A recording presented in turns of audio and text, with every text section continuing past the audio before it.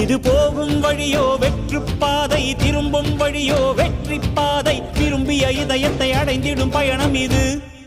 கடல் தாண்டும் பறவைக்கெல்லாம் வழியில் மரங்கள் கிடையாது.